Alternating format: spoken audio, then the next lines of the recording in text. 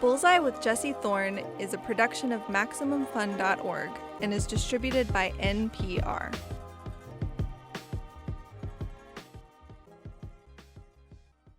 It's Bullseye.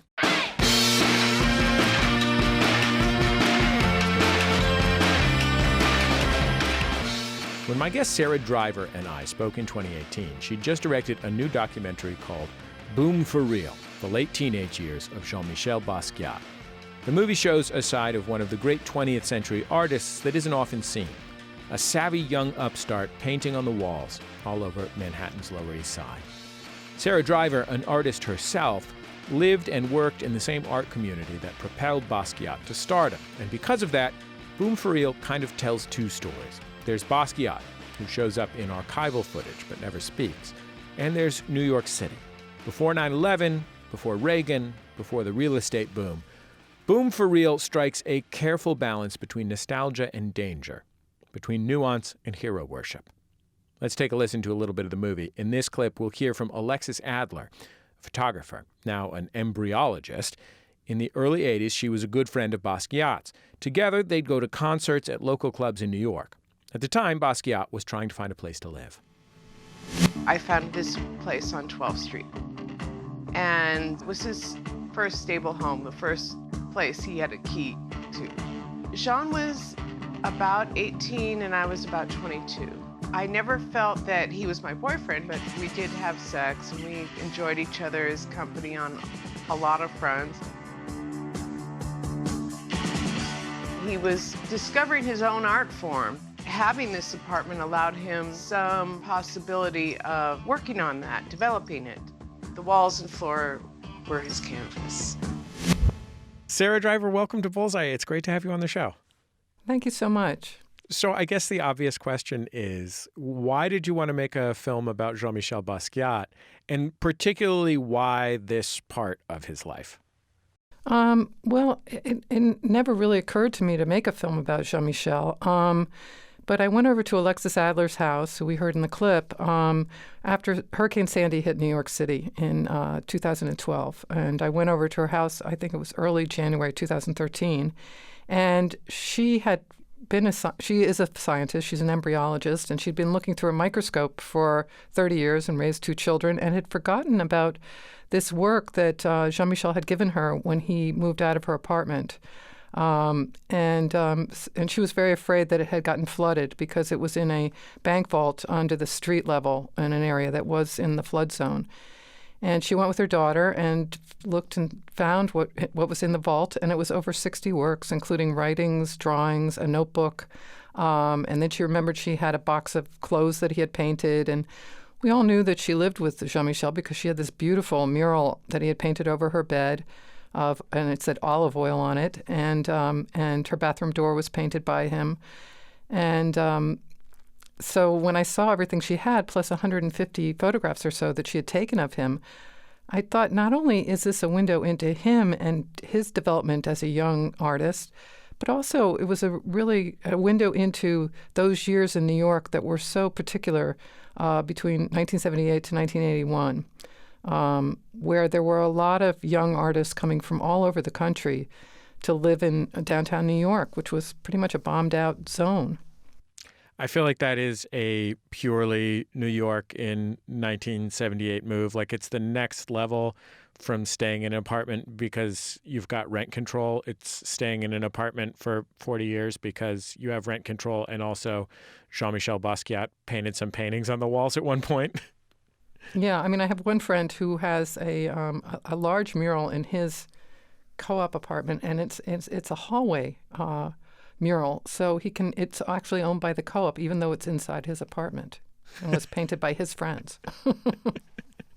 Were you around this world in the late 70s and early 80s in New York? Yes, I was living in Little Italy and going to school at NYU when I was working on my master's degree in film. And the school was actually on 7th Street between 2nd and 3rd Avenue, so it was in the epicenter of the East Village. You spend some time in the film right at the start trying to set the scene of what New York was like in the late 1970s, and particularly what certain parts of Manhattan were like in the late 1970s. Can you describe for our audience who weren't there what, especially the Lower East Side, was like when this story was happening? Well, the Lower East Side, they were burning buildings down, the landlords, because it was much more profitable to get insurance money than to have tenants in the buildings. It looked kind of like a war zone, and I cut my hair very, very short, about an inch long, and took on the mannerisms of a young man so that I could walk the streets very confidently and not be hassled. And it was very dangerous, but it was also kind of exciting because, you had to have this very attuned antenna to the street and to the people around you. So you were observing incredible stories all day long, which I feel like, people are now walking around looking at their screens. They're not looking at what the world is around them. And in a way, it was a great privilege to be in such a dangerous place because you saw so many interesting exchanges, and we were all going to the same clubs. We were all, even if we may not know each other personally, we all knew each other by sight. It was sort of this weird society that just developed because of that nobody else really wanted to be in this part of Manhattan. And it was affordable, so you could be an artist, you could try all different things. You could try to be a painter, you could try to be a musician. And nobody was in it for the money. It was about expressing oneself. And you paid very little in rent. So you could work in a Xerox shop or, have a part-time job and be able to pay your rent and do your art and hang out and go to clubs. And, it was very, very active. What was the relationship between Jean-Michel Basquiat and the graffiti writing scene that was exploding in the late 70s in New York, the kind of hip-hop oriented graffiti writing scene? Well, he wasn't really a graffiti artist, which I also talk about in the film. Although he keeps being referred to as a graffiti artist, he really wasn't one. Al Diaz, who was his partner in Sema, did come from graffiti culture. And, Jean, he was very provocative. He was actually, what I also learned doing this film is that he was a pretty advanced poet by the time he was 18, 19 years old. The words he was writing on pieces of paper and how he was putting them maybe only in 2 lines and then crossing certain words out that he made clear that you could read. I mean, it was done in a very deliberate way.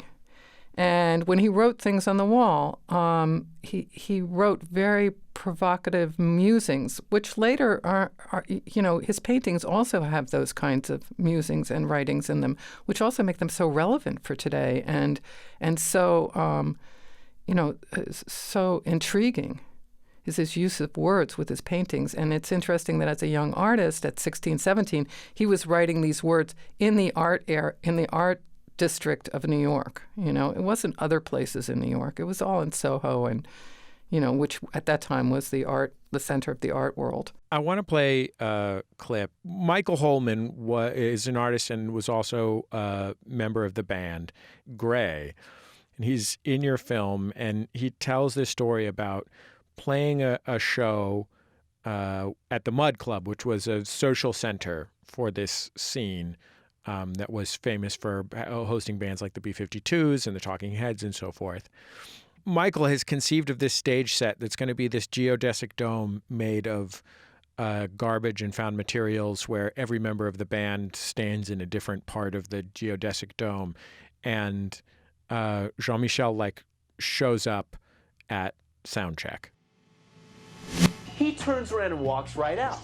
5 minutes later, Jean returns with this shipping crate with Chinese characters written on it, walks up to the stage, tosses this wooden cube onto the stage. Jean scrunches his body up and squeezes his body into this cube. He pulls his little Wasp synthesizer in with him and his clarinet and looks out at me and smiles. And I realized that in 5 minutes, without knowing what we were doing, he goes out into the streets, into the alleys around the Mud Club, and finds this wooden crate that not only works perfectly with the design, but has made him the center of attention. And I was like, you Well, one of the images that I really love in the movie, I can't remember who's talking about it, but somebody's talking about Jean-Michel walking around the streets of New York with a boombox, or I guess at the time ghetto blaster, and listening to like industrial noise music. Yeah. He was a contrarian.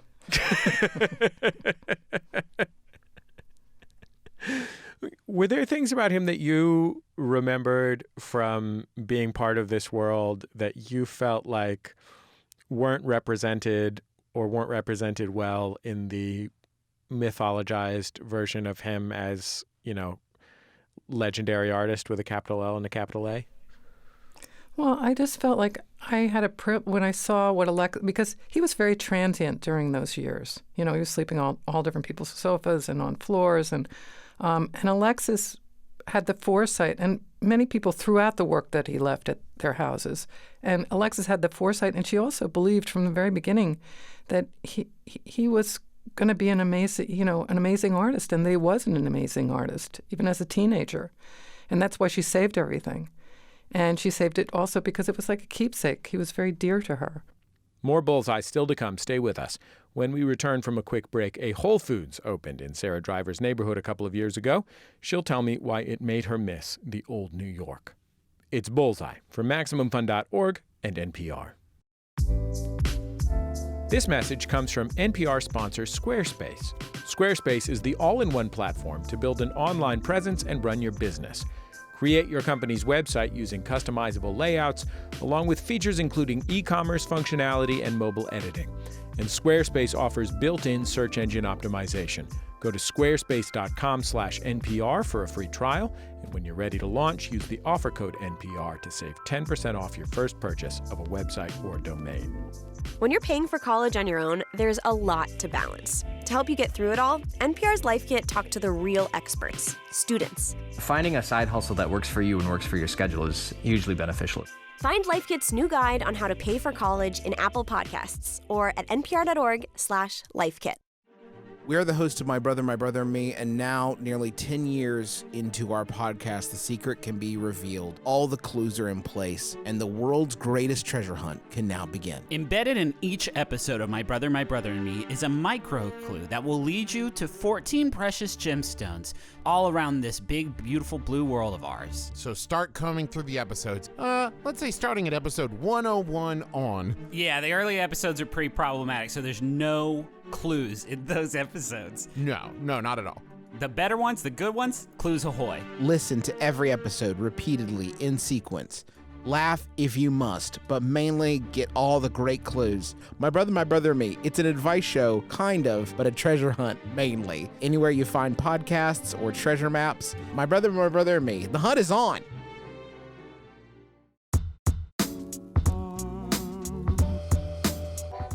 You're listening to Bullseye. I'm Jesse Thorn. My guest, Sara Driver, is an artist and filmmaker. When we talked in 2018, she had just directed a new documentary about the artist Jean-Michel Basquiat. It's called Boom for Real.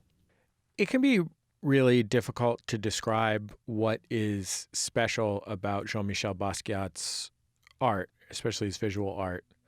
And there are a lot of folks in the movie who just kind of say, well, I saw it and I knew it was it. You spent so much time in making this film with the works. What do you think is compelling or moving about these paintings? Well, I think, I just love his use of words and his love of words. And his painting is so it's so vibrant, and it's just full of energy. And I think that's why people are so drawn to it now. And it's so, like so many great artists who almost have a prophet-like kind of demeanor in terms of, what he said 30 years ago is totally relevant now. And it totally as important now as it was 30 years ago. And maybe that's just because things haven't changed that much, or maybe it's because he was absorbing so much, and his output was so great. He was incredibly prolific. I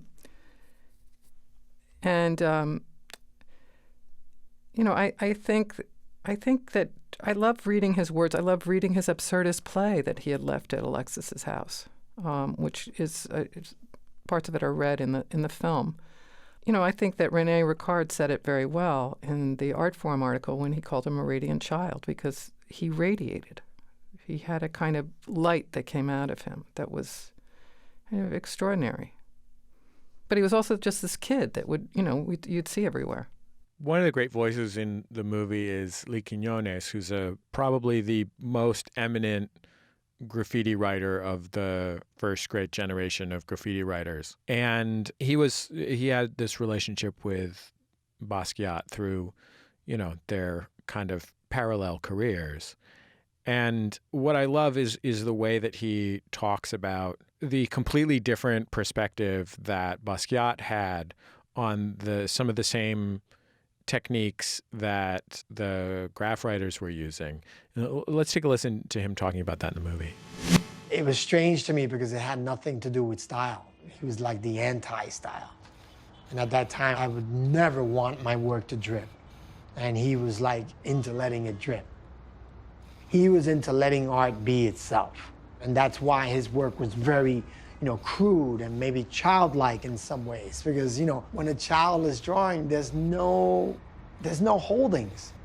You're not being held back by anything. You're just going by spirit of the moment. And that in itself made for speed, rapidness. We were painting in rapid session because we didn't want to get caught. But Jean was doing it because he felt and probably knew that he only had a limited amount of time. And in that urgent moment in his life, I don't think he knew that he was going to die, but I think the passing of the moment was very frightening to him. To not have an idea to get created.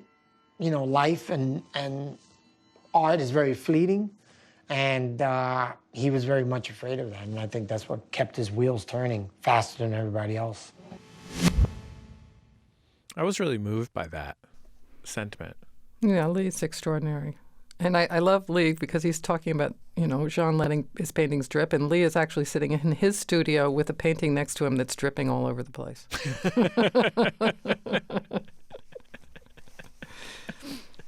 He's an incredible artist, Lee. I was so happy to have him in the film. I mean, one of the things about it, right, is if you're part of this graffiti culture, demonstrating that you have the most technical skill at the time was essential. I mean, that's what he's talking about. You have to develop a new style, and it has to be tight, right? Every letter's perfect and it's really wild and whatever. It must have blown minds that Basquiat was saying no, I choose for this to be rough and immediate and, almost fleeting. It's not about the circumstance in the way that it is, you can only see a few words as they go past on a subway train. This is on a wall, or this is on a gallery wall, but I choose for it to have that kind of intensity and almost ephemerality. Yeah, I mean, I think Marianne Montfortin says it really well. She says, it was something to consider. You'd walk by, you'd read it, and then you'd consider it and think about it. And so you were carrying him around all day long. Again, he gets the attention. In some ways, the Times Square show is the climax of your film. Can you tell me what the Times Square show was? The Times Square show was a show that was put together by Collab, but it also included many artists, also Fashion Moda, which was in the South Bronx. And it was downtown artists and uptown artists, and they took over a building in Times Square that had been a whorehouse, massage parlor it was called. And it was many, many rooms, and exhibits were set up in all the rooms, and there was a fashion show, and Jean would paint the clothes, like as the models walk by, just splash some paint on them. And but it, included a lot of artists who then, that show was when the actual gallerist from the galleries in Soho started to come up and check things out, and they started actually to get many of these painters in their galleries. From there, it was really the PS1 show right after that too, really kind of solidified this all being a legitimate art movement. Were those shows that you went to personally? Yes, everybody went. What did it feel like to be there? Oh, it was very exciting, and you would see your friends, and you'd see their work, and it was. And Times Square was always such a trip to go to. I mean, I used to love to go to the movies in Times Square because everybody would talk to the screens. They'd start screaming at the characters in the film and stuff. They were always very lively. But it was always tricky too on the subway, too late at night, going back downtown from Times Square. Did you grow your hair back out at some point? Yeah, I did. Things sort of got a little tamer in the, mid 80s or so, and less interesting. I was just talking to somebody on the show a couple weeks ago about the moment when you realize that you are walking around with someone in the city and they don't have their head up and their antenna out the same way that you do. And you have this thought like, oh, come on, quit being such a weakling. Like you're going to get got, like somebody's going to roll up on you, or something bad is going to happen because you're being a wuss and you're not paying attention and you're acting like you own the place. And then you realize like, oh, maybe that isn't something that's wrong with them. Maybe that's something that's wrong with you. You're like, oh, maybe it's okay not to be on alert all the time. Yeah, but there's some gifts that you get on alert. It's funny. We had Whole Foods open about 2 blocks away from us, and I was over at Robert Frank, the photographer's house, and Robert, he was about 90 at the time, and I said, Robert, it's so great. We have Whole Foods. It's like 2 blocks away. I used to have to walk 15 blocks for food. And actually his wife was a wonderful artist, June Leaf. She and I went to the opening of Whole Foods. We were so excited. And then Robert said to me, he goes, but Sarah, think of all those things you would have seen in those 15 blocks. You don't have the same city experience anymore. How would you say the vibe at the Whole Foods opening compared with the Times Square show? It was a totally different vibe. But I'm very interested in food as I am art, so. I mean, better macaroni and cheese at the Whole Foods opening. Yeah, for sure. I think we ate at the Ukrainian National Home. That was our big treat. And you'd get lamb chops and applesauce and a potato for $3.95 or something. That was like our big meal. But I think, I think, now you don't get those kind of gifts anymore the way you did, because it's become so rich and it's not as varied as it once was. Sara Driver, thank you so much for talking to me on Bullseye. It was so nice to get to see your film and to get to meet you. Well, thank you so much, Jesse. Sara Driver. Boom for Real, The Late Teenage Years of Jean-Michel Basquiat is available now for streaming. You can also check out Sara in the Jim Jarmusch movie, The Dead Don't Die, which is out now in selected theaters.